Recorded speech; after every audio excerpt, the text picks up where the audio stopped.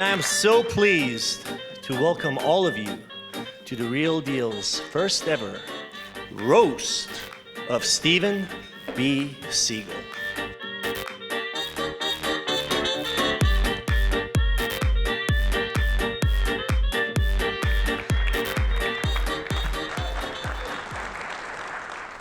Apparently, this is a cease and desist letter from the CBRE legal department.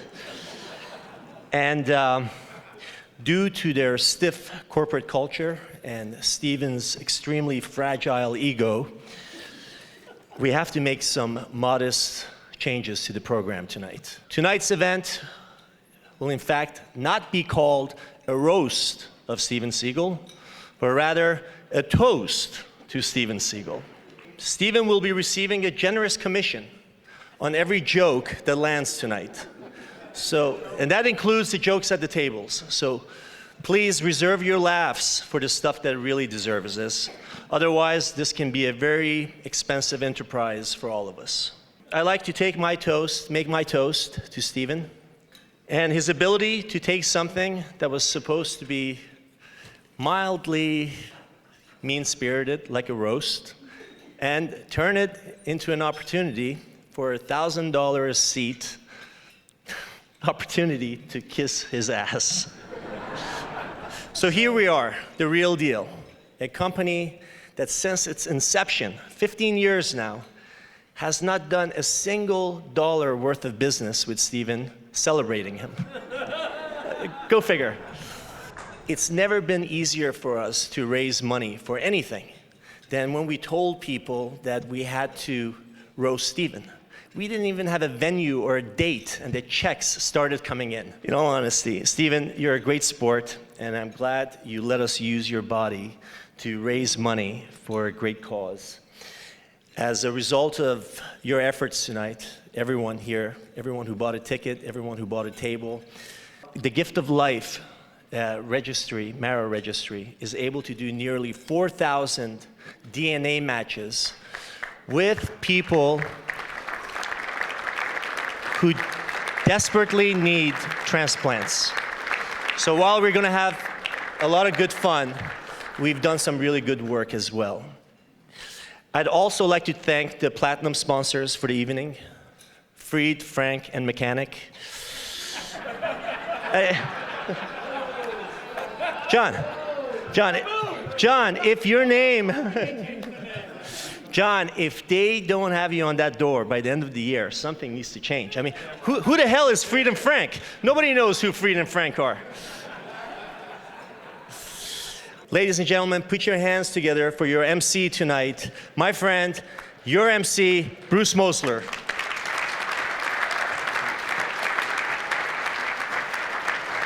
Good evening. This evening is going to be a journey, so bear with me. Bear with me while I go over some more rules. The particular do's and don'ts, if you will. The no-go list of topics that Mr. Siegel does not want discussed, referenced, or even thought about this evening. At his request, there will also be no talk about whether he currently has any clients or has closed any deals, despite the fact that he's perpetually ranked #1 at CBRE. No speculation. We cannot speak, therefore, about his many cars, the Rolls Royces, the Ferraris, the Lamborghinis, the Maseratis, on a more pedestrian level, the BMWs, the Mercedes, the Jeep Cherokees. You name it. By the way, which we know he can't drive, but he keeps them around because it kind of makes him feel young. His many jobs throughout his career. So we will not talk about his time and tenure at Cushman Wakefield, his many roles, his many titles. Chairman, Chairman and President, President and CEO, Chairman, President and CEO, Chairman, President, CEO, and CFO on occasion if he was writing his own checks. Let's not forget his incredible tenure at Chubb. I mean, after all, he was there for a day and a half as head of development. Still managed to build millions of square feet. Just look at his resume. I mean, we'll get to that in just a second. While still being ranked the number 1 broker at CBRE. Ask yourself this: why has Steve never ever had a title other than Chairman, CEO, President, CEO, and Chairman? Not Emperor, I don't think. full transparency to all of you, I was hoping to create confusion with his clients. I think I might have succeeded a little bit because it's been a good run, so I want to thank Steve for allowing me to use his title as chairman of Global Brokerage as the poor man Steve Siegel. So, Steve, I love you. It's my privilege to announce Steve's first best friend. John, as we all know, suffers a little bit from extreme shyness. He avoids the cameras at all costs, tries not to be quoted at any point in time, but to our shock and surprise, and at his insistence, he will be our first toaster. Here's Johnny.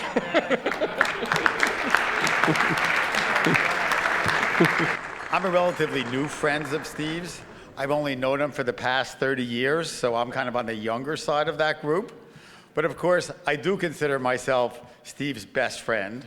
By thinking of that, I'm of course in good company because I'm joining everybody else in this room who also considers themselves Steve's best friend, because that's just the way it is. As we all know, Steve is very competitive. For many years, we played doubles on Sunday mornings, and one weekend, on the Saturday before we were supposed to play, it was the night of the National Jewish Hospital dinner. And as you know, that's another great cause that Steve and Wendy are totally dedicated to, and which they have spent more than 20 years, in fact, creating and supporting that institution. One of the treats at that event was having an artist draw tattoos of different types on your face, on your arms, maybe other places, wherever you wanted. My friend Steve Siegel had the phrase, "Kill John," tattooed on his forehead in anticipation of Sunday's tennis game. He wore a baseball cap and would inevitably doff his cap to people, show them his mantra, "Kill John." That was in anticipation of Sunday's game. Unbelievable. We all make fun of our friend Steve, but we all love him. And of course, we all love Wendy. Wendy is the better three-quarters of Steve, and Wendy is awesome, and we all love her as well. Alan Grossman, one of Steve's oldest, I don't want to emphasize that, and dearest friends, is up next. It seems appropriate at this time of the season to be discussing Steve and some of his passion for sports. I think John mentioned something about betting, but Steve does not bet very much anymore. He doesn't bet much less either, but that's another story. So we're at dinner. Steve said he's just finished putting down the daily news, and there's 1,000 check marks all over the paper. I think he's called Tom Birmingham. I think he's called 3 or 4 other guys. What are we doing? Who are we doing with it? Puts the paper down. He says he likes Houston with 4 points, and not being a particularly good betting man or a sports person, I said, could I take $100 on the opposing team, just to give him a little utz? As luck would have it, I won. A few days later, when I got back home to my apartment, the doorman said he had a package. I said I'd be happy to take it upstairs with me, but he said, no, Mr. Grossman, it's quite heavy. 5 minutes later, the doorbell rings, and Nicky, the doorman's walking in with a package. The package is 3-fold bags from Gracious Homes with a little note that says, I always pay my debts. And in it was, if I get it correct, 22 pounds of 2,000 nickels, which equals $100. So here's to my brother from another mother. I'd like to make a toast to Steve and to Wendy for their continued health, happiness, and prosperity, and the time to enjoy it all. I love you, brother. I do. Good job. Joanne didn't want to do this at first, but we finally convinced her, so please welcome Joanne Podell to the podium.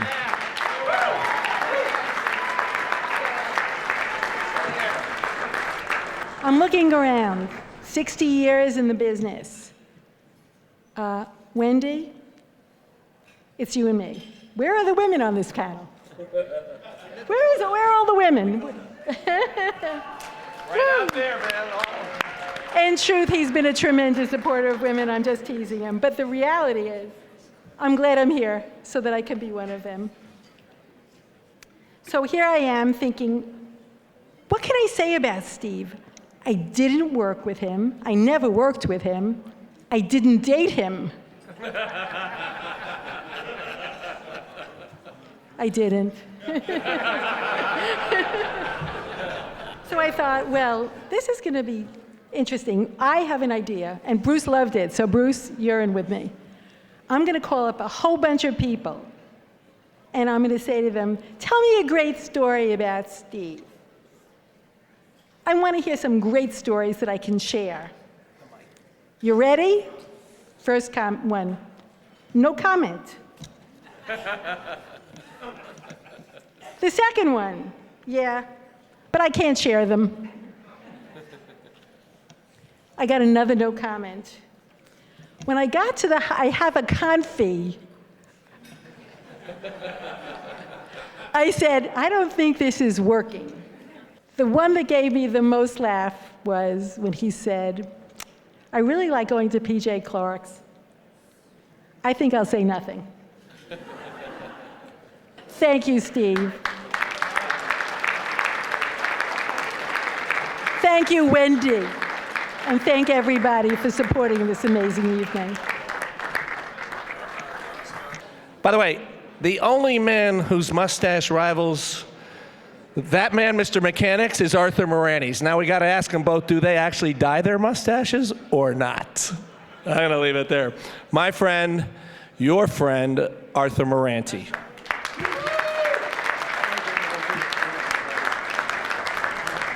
What can you say about a man who gives a name, an identity, and a personality to his penis?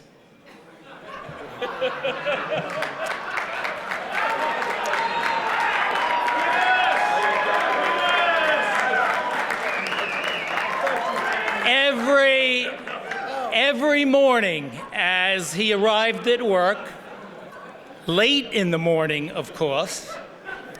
Hi, Ziggy, how are you? I'm okay, Turo. That was my nickname in those days. I'm okay, but Walter had a bad night.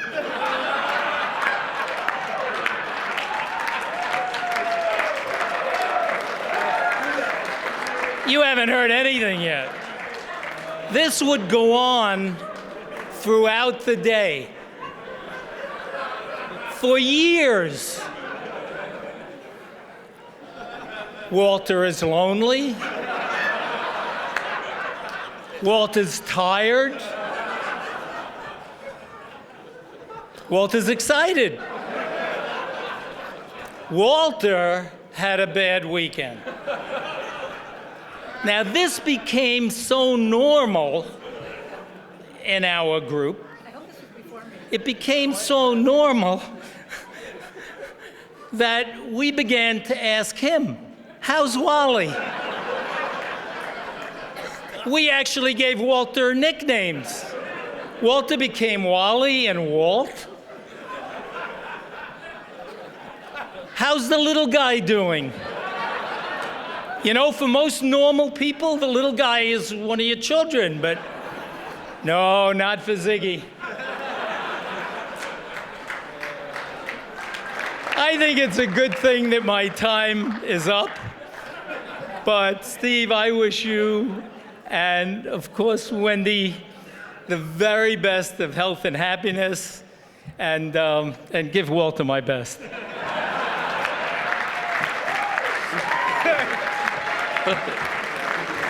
Bob and Paul built a brand in Massey Knakal that will last and endure forever, for which we're very grateful at Cushman Wakefield, and I mean that.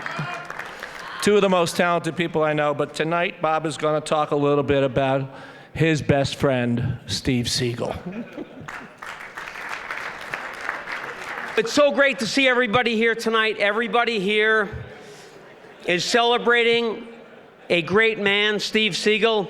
Well, I'm not here for Steve. I'm here for the food. I'm here for the food because my wife's not a great cook. Wendy happens to be a fantastic cook. And for many years, she made Steve's favorite meal, meatloaf, mashed potatoes, peas and carrots, right? How many times did you have that, Steve? 800, and I know you're a taco man now. But Wendy's a great cook. My wife is not a great cook. That's why I'm here for the food. This morning, my wife made me French toast. She got her tongue caught in the toaster. You kidding me? In my house, we pray after we eat. He's one of the icons, not just in the real estate industry, but in industry, my friend Andrew Farkas.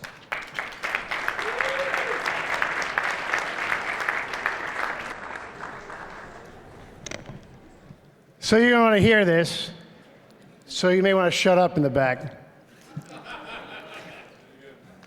This is so profound that I find it necessary to say this before I begin to speak. To the extent that there's press in the room, everything I am saying is off the record, no quotes, without attribution, and not even for background. The reason we've gathered here tonight is not just to toast our friend Steve Siegel, but also to remember that were it not for the gift of life and the great work that they do, and tonight, thanks to the Real Deal's efforts and your generosity and the people at the dais, over $400,000 have been raised for the gift of life. She's probably the most courageous person I know. She is certainly the most committed person I know and the most persistent person I know. But she's also the most loving person I know. And that is Wendy Seagal. So it gives me great pleasure to introduce Wendy Seagal. This is not easy. You do not want to be in my armpits tonight, I promise you. Or maybe you do. I don't know. So, okay. So I want to tell you all that I really was nervous about doing this, and I thought, I'm not sure I should do it. But then I thought to myself, you know what? I'm going to get a free jacket. What the hell? If I suck, that's on all of you. It's your time. I don't care. I'm walking away with a great-looking jacket. Well, first of all, Joanne, she told you that she never dated Steve. I don't know if she slept with him, but she did say she never dated him. And I said to her, Joanne, and I love her. She's a beautiful, successful woman, and we said we're sisters, right, Joanne? But I want to tell you, that's the reason she looks so damn good. She never dated Steve. This is a boot camp workout. Being married to Steve Siegel is a full-time, trust me, workout. If I wasn't married to him, I'd look as good as Joanne. So I love you, Joanne. I now understand a lot more. The whole real estate industry tried to convince me to name my first child Walter. And I really have to say that I thought about it, and I thought, Walter's a nice name, Walter Siegel. I didn't realize in the Jewish religion, we don't usually do juniors to begin with. So Walter Jr., no. But Jared, thank me after tonight that I named you Jared Alexander Siegel, right?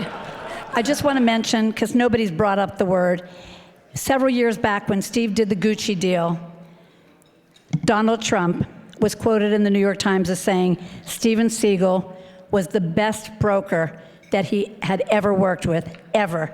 And at that time, I agree with that. And at that time, it was the highest price ever paid for retail per square foot on Fifth Avenue. Now, some people say that Donald exaggerates a lot. I don't know, because he also told me that Steve Siegel is huge.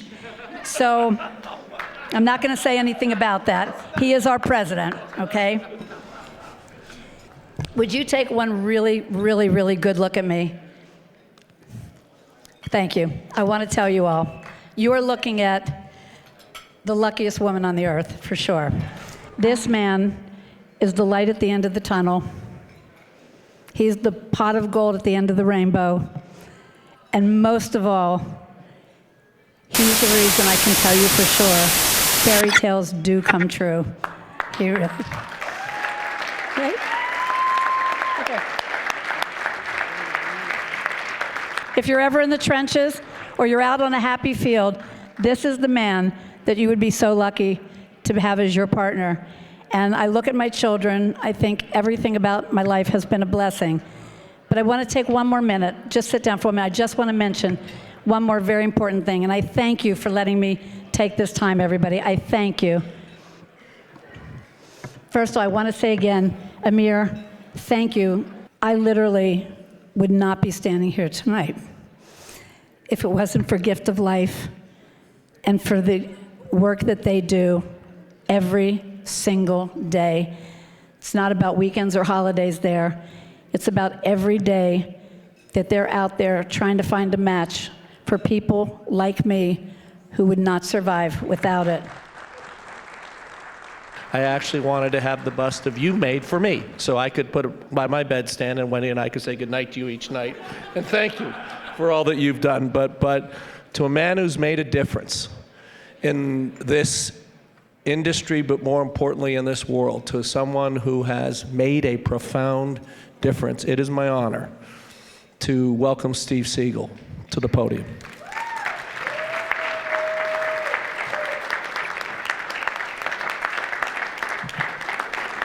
Thank you.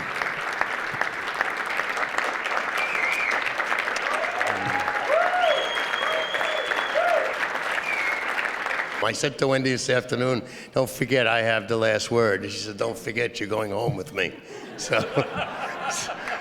I'm going to go really easy on her. My wife is truly one of the bravest people that any of you will ever meet. We have a lot of really close friends and family here who have watched her journey, as she refers to it. You've heard here ad nauseum to some extent, but I don't think you realize that 2 months or less into her on chemo, after her diagnosis, is when she started the Wendy Seagal Fund for the Gift of Life. Swabs began, and now there are 64,000 swabs to be tested, 420 matches, and some 50-odd transplants. And whether one person survives and has children and has grandchildren out of that 50, that's just to save the life is to save the world. There'll be a hell of a lot more of those out of the 50 and many more transplants to come. So it's nothing less than a miracle that somebody could create something out of something so bad and make something so wonderful out of it. Sort of like when we got married. All right, I want to thank you all. Thank you for coming. Thanks for those who endured a long evening. And I just appreciate everybody's here and everybody gave a gift of life tonight.